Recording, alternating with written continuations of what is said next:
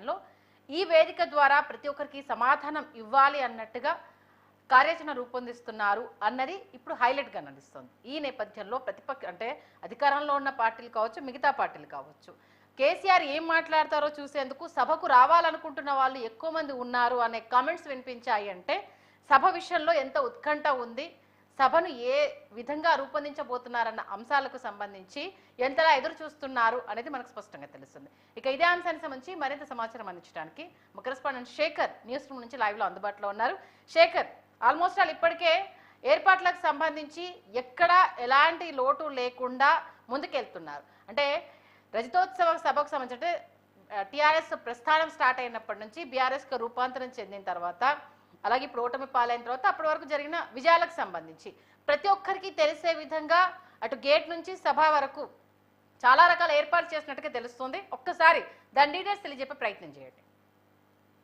Yes సంధ్య, ఈ నెల 27న BRS party 25 ఏళ్లు పూర్తి చేసుకున్న పార్టీ ఏర్పడి 25 ఏళ్లు పూర్తి చేసుకున్న సందర్భంగా రజతోత్సవాలు సిల్వర్ జూబ్లీ వేడుకలను వరంగల్లోని ఎల్కతుర్తిలో నా భూతో నా భవిష్యత్ అన్న రీతిలో బీఆర్ఎస్ పార్టీ భారీ సభ వరంగల్లో ఏర్పాటు చేయాలి అని చెప్పేసి బీఆర్ఎస్ పార్టీ నేతలు, బీఆర్ఎస్ పార్టీ అధిష్టానం కేసీఆర్ గారి డైరెక్షన్లో బీఆర్ఎస్ సభ ఏర్పాట్లు మాత్రం ఇక్కడ చాలా ముమ్మరంగా వేగవంతంగా ఈ నెల 27వ తారీఖు కోసం ఎల్కతుర్తిలో భారీ ఏర్పాట్లు జరుగుతున్న పరిస్థితి. ఇక్కడ ప్రధానంగా చూసుకున్నట్లయితే 1200 ఎకరాలలో భారీ బహిరంగ సభ ఏర్పాటు చేస్తున్న 1200 ఎకరాల ల్యాండ్ తీసుకున్నారు ఈ సభ కోసం. 200 ఎకరాలు సభా ప్రాంగణం మాత్రం 200 ఎకరాలు సభా ప్రాంగణం కోసం, సభా వేదిక కోసం బీఆర్ఎస్ పార్టీ నిర్ణయించింది. మిగతా 1000 ఎకరాలు పార్కింగ్ కోసం అంచెలంచెలుగా పార్కింగ్ 1, పార్కింగ్ 2 అంటే వచ్చిన ఏదైతే తెలంగాణ ప్రజానికం పార్కింగ్తో ఇబ్బందులు లేకుండా కానీ ప్రతి ఒక్కటి సౌకర్యవంతంగా ఉండాలని భారీ ఏర్పాట్లు చేస్తున్న పరిస్థితి మనకు కనబడుతున్నది. దీనిలో ప్రధానంగా చూసుకున్నట్లయితే బీఆర్ఎస్ పార్టీ అంచనా ప్రకారం 10 లక్షలకు పైచిలకు జనాలు, తెలంగాణ ప్రజలు ఈ సభకు తరలి వచ్చే అవకాశం ఉందని వాళ్ళు అంచనా వేస్తున్నారు. దీనికోసం ప్రత్యేకంగా ఏర్పాట్లు చేస్తున్నారు. 10,000 మంది వాలంటీర్లని బీఆర్ఎస్ పార్టీ సభ ఏర్పాట్లు చేయడం చూసుకోవచ్చు. ఇప్పటికే ఆర్టీసీకి కూడా ప్రధానంగా ఆర్టీసీకి బస్సులకు 9 కోట్ల రూపాయలు బీఆర్ఎస్ పార్టీ ఇప్పటికే ఆర్టీసీకి అప్పజెప్పింది. 9 కోట్ల రూపాయలు పే చేసింది. అంటే బీఆర్ఎస్ పార్టీ ఎంత పెద్ద ఎత్తున ప్లాన్ చేసిందో బీఆర్ఎస్ సభ ఇక్కడ వరంగల్ ఎల్కతుర్తిలో అనేది మనకు ఇక్కడే అర్థమవుతున్నది. ప్రధానంగా ఈ సభలో ఈ 25 సంవత్సరాల తర్వాత భారీగా సభ పార్టీ ఏర్పడిన సందర్భం కావచ్చు, తెలంగాణ సాధించిన నాటి నుండి 10 ఏళ్ల పాలన కావచ్చు, మొత్తానికి వీటన్నిటిపైన తెలంగాణ వాటి ఏర్పాటు విషయంలో బీఆర్ఎస్ పార్టీ పాత్ర ప్రధానంగా చర్చించే సభలో హైలైట్గా నిలవనున్నది. కానీ అంతకు మించి తెలంగాణ ప్రజానికం కేసీఆర్ ఎప్పుడెప్పుడు వస్తాడా అనే ఉత్కంఠ సభలో వరంగల్లో చూడాలి, ఏం మాట్లాడతారు అనేది మాత్రం తెలంగాణ ప్రజానికం వేచి చూస్తూ ఉత్కంఠతో ఉన్న పరిస్థితి కనబడుతున్నది. అంటే కేసీఆర్ ఆ రోజు గంటకు పైగా స్పీచ్ ఇస్తారనేది ముందుగానే తెలుస్తున్నది.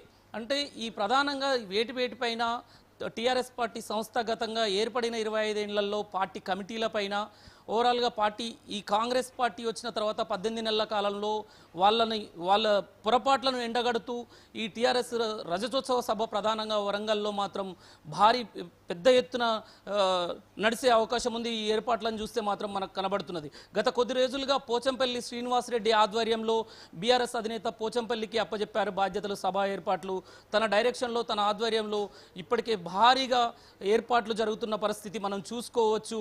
టీఆర్ఎస్ నేతలు ఇప్పటికే సీనియర్ నాయకులు హరీష్ రావు కావచ్చు, కవిత కావచ్చు, కేటీఆర్ కావచ్చు, చాలా అక్కడ లోకల్ ఎమ్మెల్యే దాస్యం వినయ్ భాస్కర్ కావచ్చు, పోచంపల్లి ఆధ్వర్యంలో సభ ఏర్పాట్లను గత కొద్ది రోజులుగా వరుసగా దగ్గర ఉండి పర్యవేక్షిస్తున్న పరిస్థితి కావచ్చు.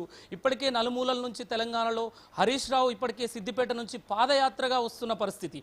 సూర్యాపేట నుండి జగదీశ్వర్ రెడ్డి మాజీ మంత్రి ఆధ్వర్యంలో ఎడ్ల బండ్ల ద్వారా ఒక ర్యాలీగా బయలుదేరిన పరిస్థితి. అంటే మొత్తానికి రాష్ట్ర వ్యాప్తంగా గులాబీమయం చేస్తూ గులాబీ ఫీవర్, గులాబీ పార్టీ ఎక్కడ చూసినా గులాబీ తోరణాలతో, వాల్ రైటింగ్తో, పోస్టర్లతో రాష్ట్రాన్ని మొత్తం గులాబీమయం చేస్తున్న పరిస్థితి.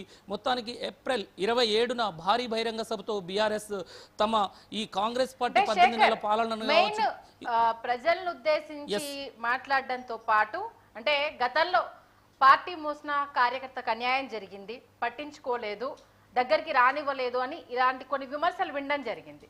ఈ సభా వేదికగా ఖచ్చితంగా పార్టీకి బలాన్ని చేకూర్చే విధంగా ప్రతి ఒక్కరికి ఎంత ఇంపార్టెన్స్ ఇవ్వబోతున్నామనే విషయాన్ని హైలైట్ చేసే విధంగా మెయిన్ వాళ్ళకి కొత్త ఉత్తేజం ఇవ్వడానికే రజతోత్సవ సభలు మెయిన్ అదే సెంటర్ ఆఫ్ అట్రాక్షన్ గా ఉండే విధంగా ప్లాన్ చేస్తున్నారని తెలుస్తుంది.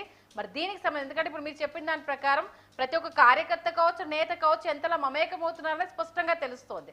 మరి సభకి సంబంధించి అంటే ఖచ్చితంగా నేతలు ఏం మాట్లాడబోతున్నారు అనేదే హైలైట్ కాబోతుంది. ఈ విషయానికి సంబంధించి ఏమన్నా విషయాలు బయటికి తెలుస్తున్నాయా? ఎస్ సంధ్య, ప్రధానంగా గత 10 ఏళ్లలో జరిగిన పొరపాట్లు జరగకుండా టీఆర్ఎస్ పార్టీ మొదటి నుంచి పార్టీ జెండా మోసిన వాళ్ళకి ప్రాధాన్యత ఇవ్వాలి అని చెప్పేసి ఈ రజతోత్సవ సభ సందర్భంగా వరంగల్ ఎల్కతుర్తి నుండి పార్టీ నూతన కమిటీల విషయంలో కూడా ప్రధాన చర్చించే అవకాశం ఉంది. ఆ వేదిక మీద పార్టీ అధినేత కేసీఆర్, గులాబీ బాస్ కూడా ఆ రోజు ఏదో ఒక ప్రకటన చేసి పార్టీ కార్యకర్తల్లో జెండా మోసిన కింది స్థాయి గ్రామస్థాయి కార్యకర్తల్లో నూతనోత్తేజాన్ని నింపడమే కాకుండా ఖచ్చితంగా వెంటనే నూతన కమిటీలను వేసి పార్టీ ఒక గ్రామ స్థాయి నుండి రాష్ట్ర స్థాయి వరకు నేతల్లో పదవుల పంపకాలు కానీ ఓవరాల్గా పార్టీ బాధ్యతలు కమిటీలు వేసి అక్కడి నుండే స్టేట్మెంట్ ఇచ్చే అవకాశం ఉంది.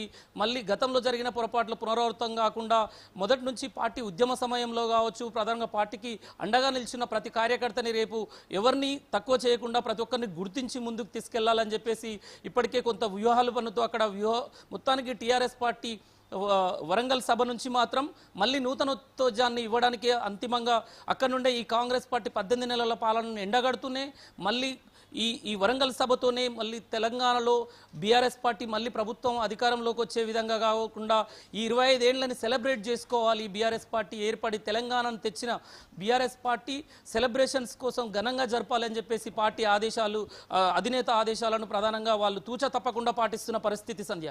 శేఖర్, మీరు అలాగే హోల్డ్లో